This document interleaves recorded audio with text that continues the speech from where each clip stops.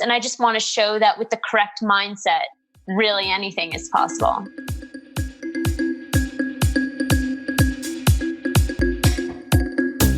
Welcome to the Strokecast. A Generation X stroke survivor explores rehab, recovery, the frontiers of neuroscience, and how to peel a banana with one hand.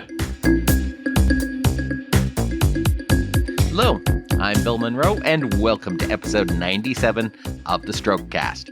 This week, I'm going to be talking with fellow survivor Maddi Niebanck, who has just written a new book called Fast Forward, The Fully Recovered Mindset. First of all, I know it has been way too many weeks since the last episode of the Strokecast, and I apologize for the delay. I'm just thrilled to be back here, and because, well, I missed you. Yes, you. Anyway, I'll talk more about the reasons behind the delay after our conversation. But first, let's get right into our conversation with Maddi Niebanck. So, Maddi, thanks so much for joining us here on Strokecast this week, despite the added challenges this morning. Of course. Thank you so much for having me. I've been really excited for this. So, what was your life like before your stroke? I had actually just graduated college a week before the stroke. So I was excited to get ready to do the next chapter of my life. I was planned to move up to Boston. I had a sales job lined up I was excited about. However, I did know that I had a brain surgery coming up, and the doctors were like, oh, it will be fine because you'll have a month or two to just like rest and recover. We don't foresee there being any difficulties with the surgery. So you'll just rest and then you'll be able to move up to Boston in August or whatever the time was that I was going to move. And so I graduated from college. I went to Georgetown University in Washington, D.C. A week later, I went into New York Presbyterian for my brain surgery, which I was getting because I had an arteriovenous malformation in my right occipital lobe. And I knew that I had this AVM because since I was a young child, I got debilitating, terrible migraines. And so finally they did an MRI and they found this. And I was like, oh, cool. So I'm going to finish with my college education and then I'm going to get a surgery and remove it. So that's exactly what happened. But one of the preoperative procedures caused a blood clot in my brain, which burst, causing me to have a massive stroke and had to be rushed into an emergency brain surgery operation. So in the goal of preventing a stroke from happening in the future, you ended up having one now. Exactly. But, the way that I view it is if a stroke was going to happen, which considering I had this thing in my brain, like it probably, if it happened right now, it probably would have happened just like later if it didn't happen now, And so in a way, it's kind of a good thing that it happened when I was 22 because the chances of me recovering are much better than when I'm like 80, Absolutely. And it happened in the hospital already. Exactly. It was like a best case scenario. Right. If you have to have a stroke. It's the best place to have one. If you have to have a stroke.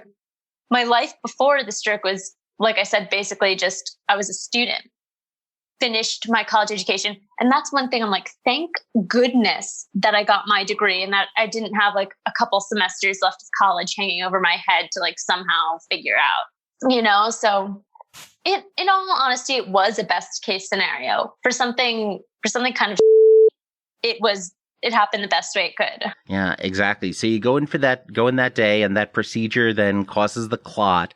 And did that clot then cause a bleed in the AVM or was it? Yeah, it caused a bleed. And all I remember is that I had, after like the angiogram, I had a terrible migraine, like worse than anyone I'd ever had before. And I've had some very bad migraines in my life. I never really cry when I get bad migraines, but this time I was bawling. I was like telling my mom, oh my God, it hurts so much. Like I've never felt pain like this in my entire life. And then I guess I must have passed out because next thing I know, I wake up and I'm completely paralyzed on the left side. Wow. And that by the way is of course one of those magic phrases in the ER too. When you go into the ER or call 911, reporting the absolute worst, most severe headache you have ever had in your life generally gets you to the front of the line. Yeah, it was, oh my God, I've never felt pain like that in my entire life. And I mean, I guess that was the stroke happening because that's the last thing I remember. And then you wake up like 12 hours later or whatever, and it's like, oh. Right. What now? Exactly. What comes next? So were your impacts largely then the physical challenges, or did you have to navigate the cognitive challenges as well?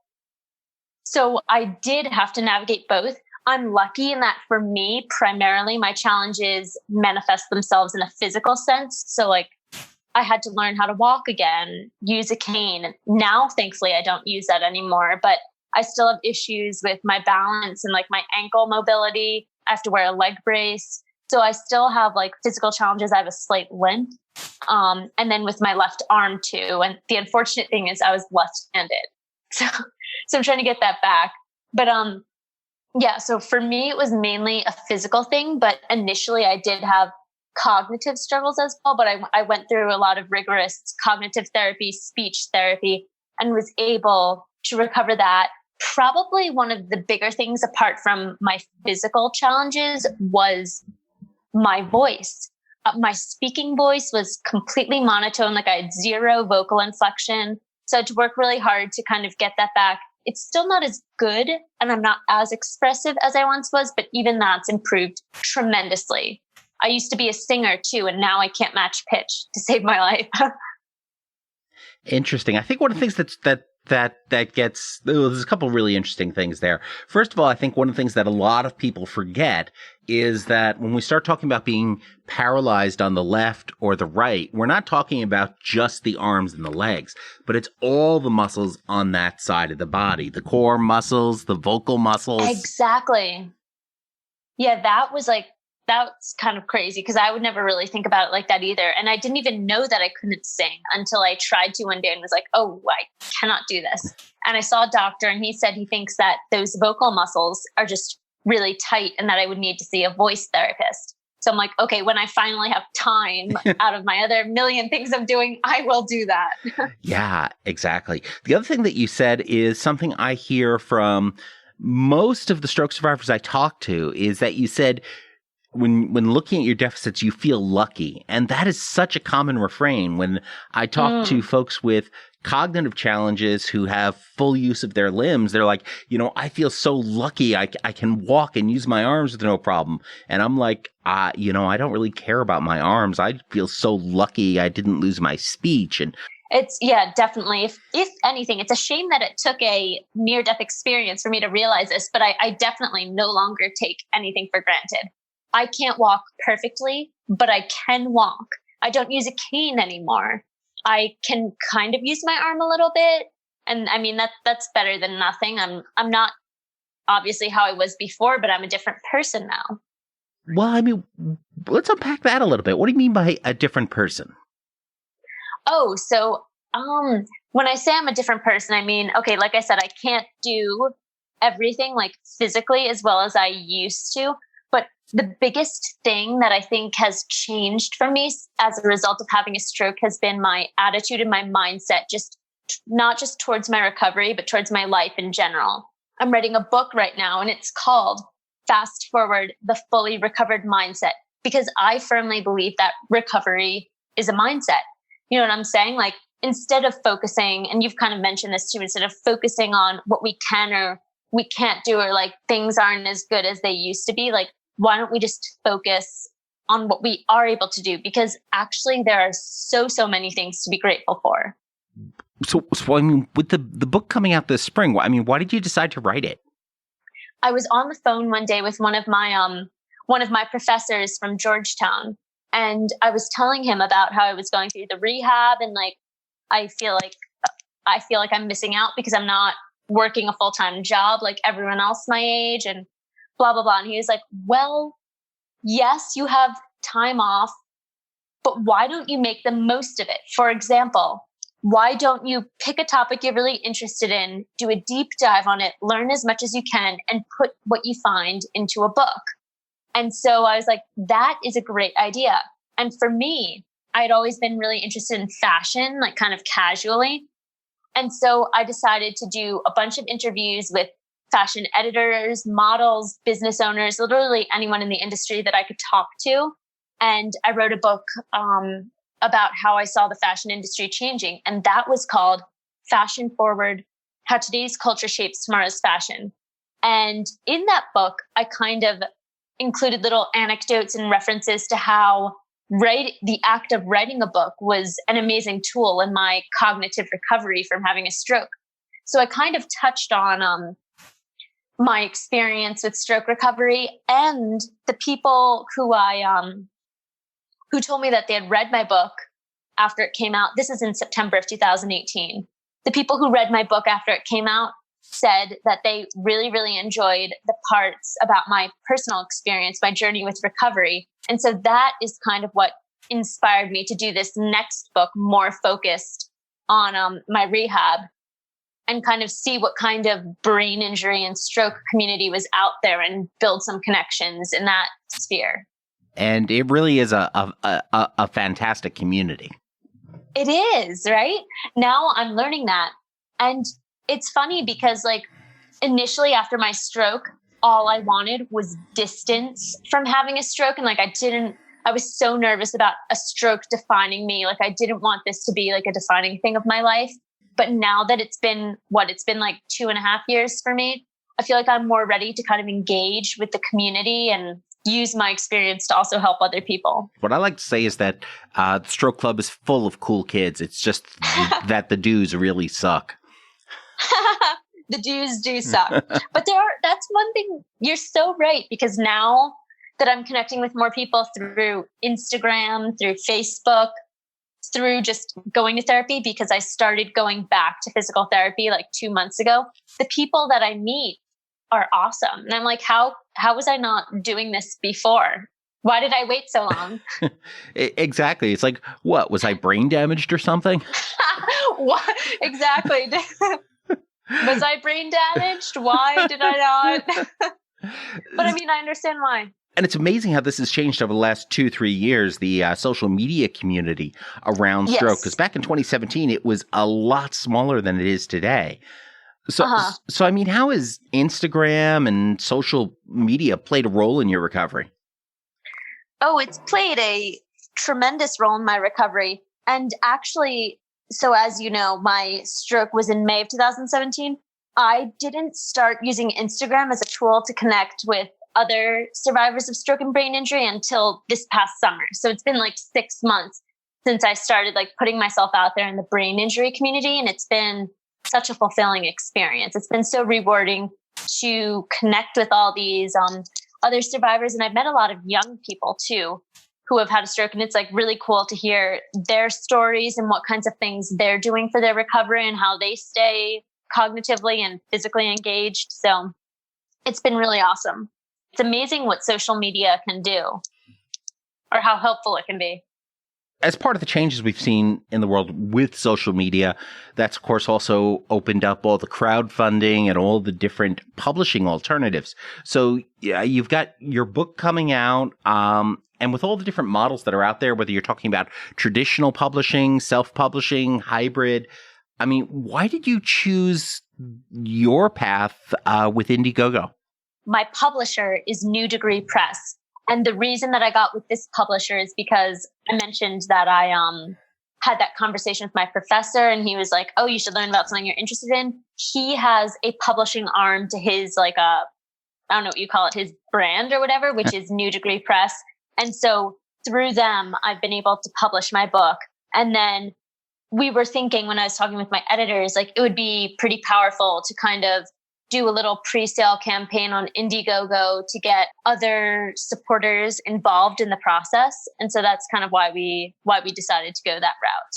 Interesting. And that Indiegogo then also gives you that much more social proof before it actually hits the market. Exactly. Mm-hmm. So what's been the toughest thing about writing the book? The toughest thing about writing the book probably has been to stay motivated. And I know that sounds kind of bad, but it's just okay, I'm working a full-time job. I get home from work and I have I could be doing my exercises. I also have this book. There's so many things that I need to do, and I'm tired, so it's staying motivated and finding it within myself to keep focused and work on this. the weekends are a big time for me. It's a good time to work on the book because during the week, I'm typically so tired after work. Like maybe I'll do a couple exercises, eat dinner, and go to bed. So the weekend is when I get the bulk of the writing done. But it's kind of hard to organize my time and stay motivated. Yeah, because it's not just tired. It's that neurofatigue that really gets you. Exactly. Oh, the neurofatigue is bad. Yeah. But it's gone a lot better for me though.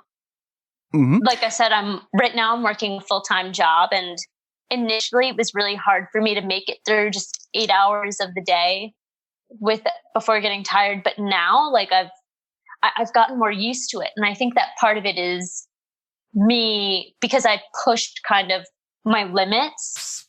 I think that's kind of paid off, if that makes sense.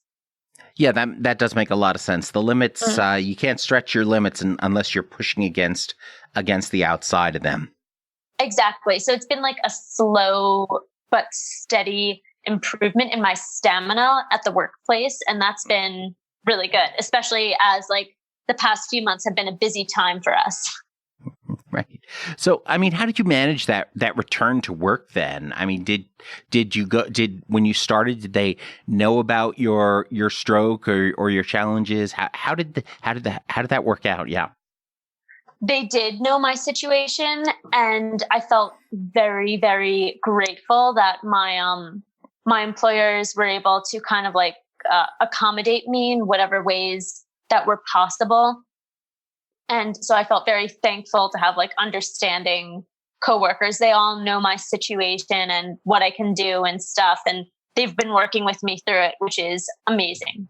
That is fantastic. What sort of work do you do? I work in reinsurance underwriting. Ah, okay.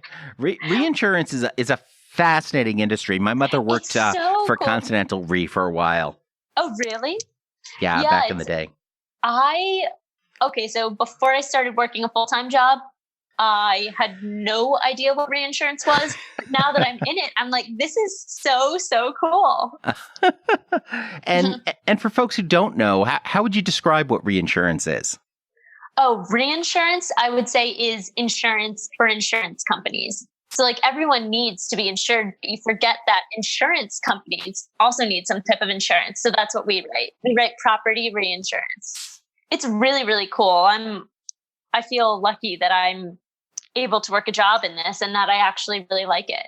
And that's something that a lot of brain injury survivors and non-brain injury survivors can't say, that they really enjoy what they do. So that's fantastic. With the book, I mean, why is it called Fast Forward? It's called Fast Forward because it is a play on words of my first book, which was called Fashion Forward: How Today's Culture Shapes Tomorrow's Fashion. And like I said, I referenced in that book my stroke recovery and how writing a book was like a good form of cognitive therapy. So I only thought it fitting to call this book Fast Forward: The Fully Recovered Mindset. I guess it also, and when you start thinking about your next book, it also gives you a brand that you can start leveraging. You turn it into a whole series. This is true, yes. Already thinking about the next book. You do talk a lot about wanting to inspire folks. What do you mean by that?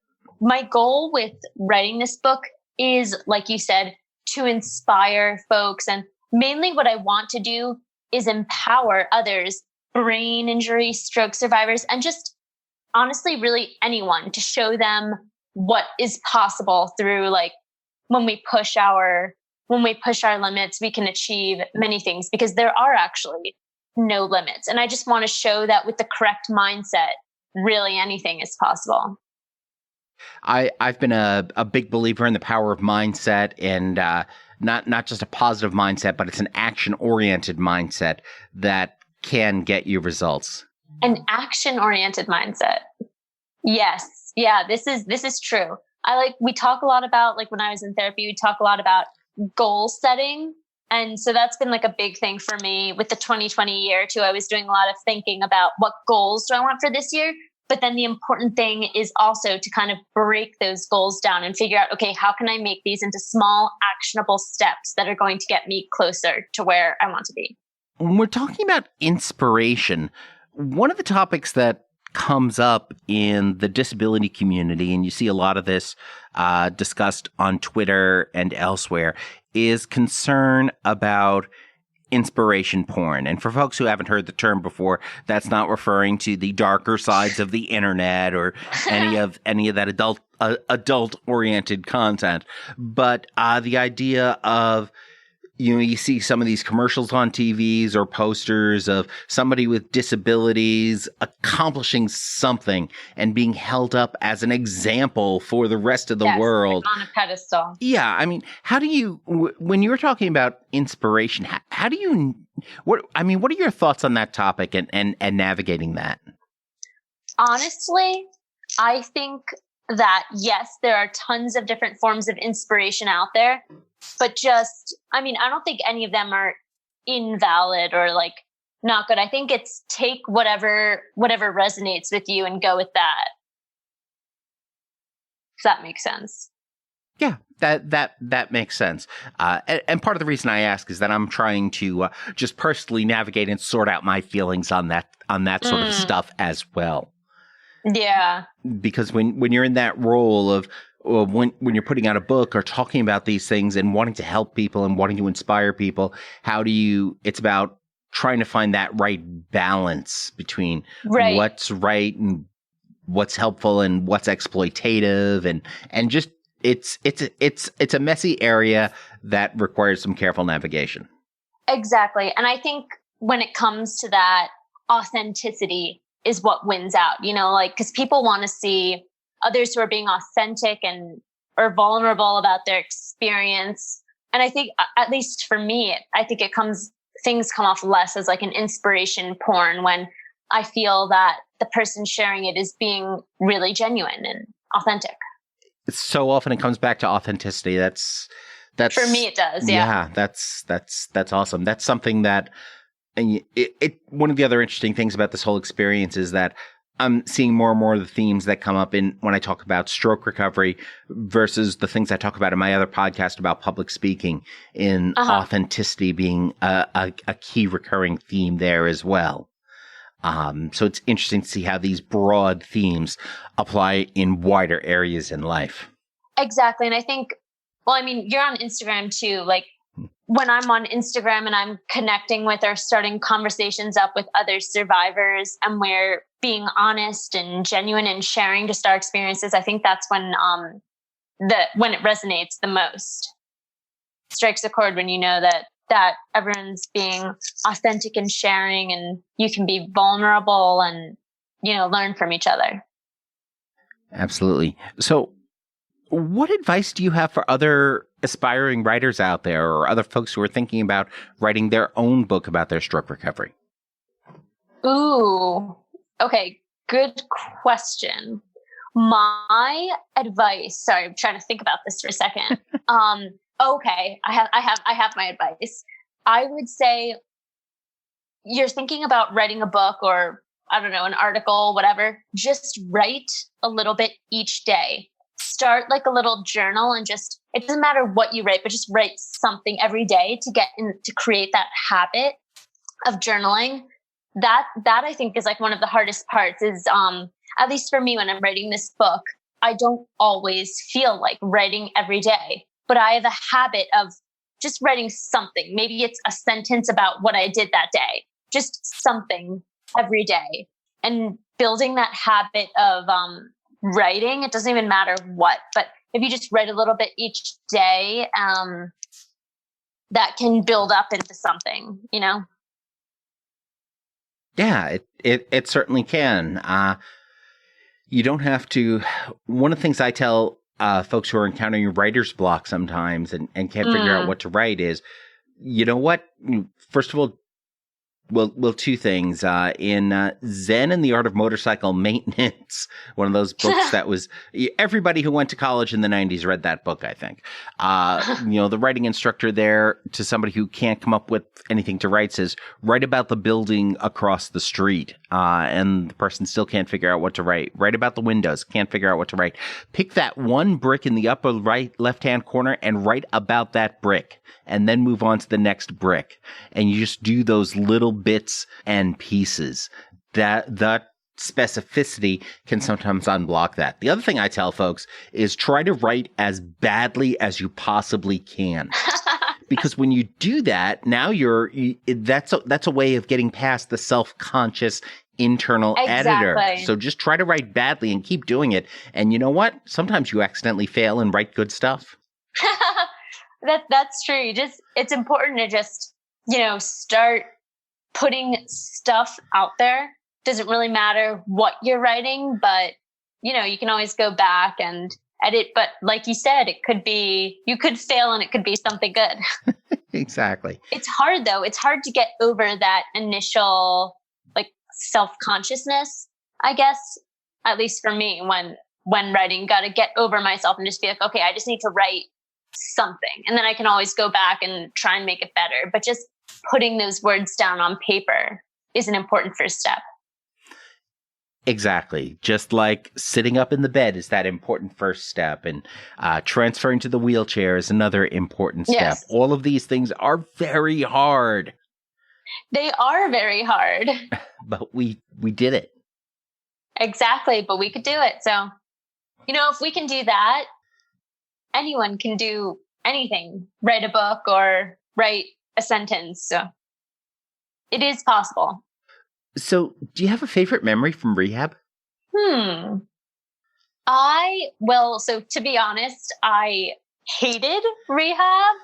So I don't know if I would say I had a favorite memory, but maybe one of the better memories was getting rid of the cane because I hated the cane. I hated the wheelchair. So not having to use the transport chair again or my cane. Well, first transferring from the quad cane to the straight cane, and then the straight cane to no cane, and then focusing on improving my balance and walking unassisted. All of that has been really good memories because it's one step closer to the goal that I want to achieve of independence. So it's all about accomplishing those individual steps along the path to the broader goal. Yes, exactly. So Maddi, if folks want to know more about you and what you're up to, where should they go? Probably to my Instagram. I have an Instagram where I talk with lots of survivors and people on there, and it's called Maddi Stroke of Luck, all one word, MADDI, Stroke of Luck.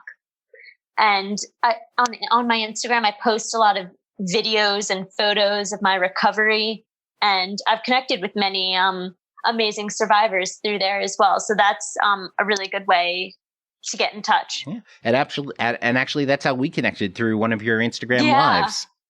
Oh, yes. Yeah, that was fun. Awesome. We'll have those links in the show notes and over at strokecast.com as well. So Maddi, thank you so much for joining us this week. This has been fantastic. This is awesome. This is so much fun, Bill. And that brings us to our hack of the week.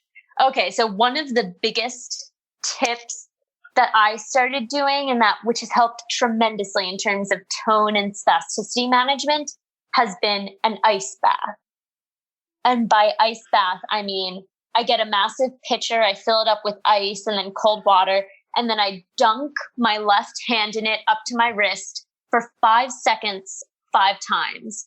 And then after that, I'll go into weight-bearing exercises and doing some exercises using my hand. And that has helped so much, because it kind of reached a point where my middle finger on my left hand was kind of looking like a contracture at the PIP joint. And I was kind of nervous by that, because I was like, oh, I don't want my finger to get curled up and I'm never able to use it. And then I went to constraint therapy down in Alabama, and they had me doing ice bath every day. And I've done it every single day since, because it helps so much. I'll do weight bearing right after the ice bath. And then after the weight bearing, I'll do a couple exercises. I'll practice opening the refrigerator a couple times, or, lift my wrist, or do some things with my left hand, because it gives you, the coldness kind of paralyzes the muscles in your hand and gives you a little window, maybe 30 minutes or so, where you can really kind of target your hand and arm muscles and stuff. So for me, at least, it has worked wonders. It's helped so much with tone management. Thanks for sticking around. As I said earlier, it's been a while since I produced an episode. And there has been a lot of things going on in my life. If you're not interested in that, just skip forward a few minutes to our final summary. But back on December 30th, my girlfriend and I, we closed on a condo. Yes, I am now a home owner, and we are doing that whole process of moving in and painting. And so we've been painting walls and moving stuff over bit by bit by bit. I had originally planned to go ahead and just hire movers to do the entire thing in like 2 days, but it turns out they wanted well over $7,000 to do that. And I'm like, yeah, no, thank you. So we're doing bit by bit, and then we'll just hire movers to just move the big furniture. It is very interesting because this is actually the first time I have relocated or moved since the stroke. And just sort of encountering the things that I can't do yet when it comes to going ahead and packing and unpacking and setting things up. And at the same time, being a little surprised at the things I am able to do. So really, this whole process has been a whole lot of occupational therapy for me as I go through it. And I'm going to talk more about home improvements and tips in a future episode. So that has certainly been taking up a lot of our time. At the same time, while this is going on, I am at that point in my life where I managed to hurt myself by sleeping. I woke up one day at the very end of December, very beginning of January, and it turns out I had hurt my shoulder on my unaffected side. And somehow or other, I had pinched something or yanked a muscle or twisted something. And so it was causing extreme pain and limiting my mobility even more. So at one point, I was down to about 0.75 functional upper limbs, which is really not an optimal number when you want to get stuff done. And what's really interesting about this is that before the stroke, I would have been able to sort of push through the pain. It would definitely have limited me somewhat, but I could have just sort of gotten everything done and just sort of been miserable in the process. But since the stroke, what's happened is I have, I suppose, less reserve capacity for managing those types of things. I don't have the energy levels to go ahead and deal with living in just that constant pain for the couple of weeks that I was dealing with it. So what would happen is I would try and work on stuff and produce content or produce material for like an hour, hour and a half, and then the neuro fatigue would just hit me like a train, and I would have to go ahead and take a nap. Neuro fatigue is something I've certainly been dealing with since the stroke, but those couple of weeks, it was especially strong. The pain just really sucked a huge amount of energy away from me. And I mean, when that fatigue hits, there's nothing I can do. There's no way around it. You just have to stop and take a nap. And it doesn't help that my first priority at that time, of course, has to be work, has to be the full-time job that I have, which I am grateful to have. And, I get to work with some amazing people and do work on some great projects. But things have been getting busier with that. So as that has picked up, I had to devote my limited resources, my limited spoons, over to making sure I was getting stuff done for the job that's actually sort of paying me to have this new condo and this new property and this new huge mound of debt. So, obviously that was one of those things that was going on. The other thing that's and by the way, that shoulder thing, it sort of stuck with me for, I'd say, probably about a week and a half, 2 weeks, where it was really bad, and then it gradually got better, and it's mostly gone now. It still bugs me from time to time, but for the most part, it doesn't interfere with my day-to-day life and my energy levels like it had been. And at the same time, I'm still looking for a permanent home for our stroke support group here in Seattle. So if you happen to know of a space in the northern part of the city of Seattle that's available for free and can accommodate 30 to 50 people on one Saturday afternoon a month, every month, please let me know so we can figure that out and find a new place for that. But so I've been managing that, managing work, managing the move, and working through the shoulder. And so, yeah, it's just been a lot of stuff. And unfortunately, the podcast sort of fell down the priority list a little bit there. But I am thrilled to be back here, and I am thrilled to be again producing episodes. I've got some great stuff coming up. We're probably not going to be back to a weekly cadence for a couple of months yet. So frequency will continue to be a little bit slower, but rest assured, the show is continuing. Anyway, thank you for listening to that little rant. I try not to do that too often. I don't want to get too self-indulgent on this show. But at the same time, I know I do try and encourage the positive, action-oriented mindset, the idea that you can just get a little bit better every day and just focus on that, and that recovery is possible if you're willing to do the work. And at the same time, if I'm going to be encouraging folks to live that life and do the best that I can, I don't want to pretend that everything is perfect and that everything is easy for me, because it's not. This stuff takes work. This stuff takes energy. But at the end of the day, it's worth it. Most things that are worth it are going to be hard. They're going to take energy. They're going to take effort. They're not going to come easy, and there are going to be trade-offs. And we're going to have to make those trade-offs. But in the end, we got to do the things that are going to make it worth it for us. And worth it for our community. And to help out and to provide those resources that we can while taking care of ourselves. Because as much as we want to help other people, we can't help other people if we're not taking care of ourselves, if we're not protecting our own health, if we're not protecting our own energy levels, and if we're not doing what we need to do to, keep those roofs over our heads. So, anyway, thanks for listening to that rant.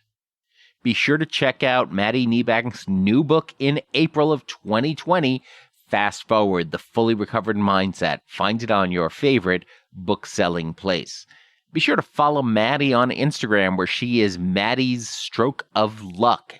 Or you can find that link and others over at strokecast.com/Maddi, Maddi.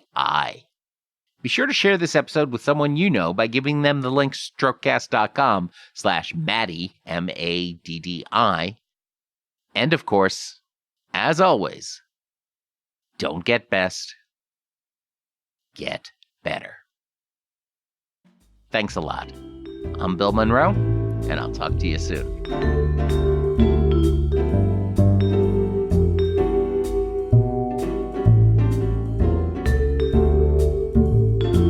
The Strokecast, Bill Monroe, and Bill's guests provide general information and entertainment, not medical advice. Please do not make any changes to your treatment plan or the execution of your treatment plan without first consulting your personal doctor or medical team. The Strokecast is a proud production of the Currently Speaking Podcast Network.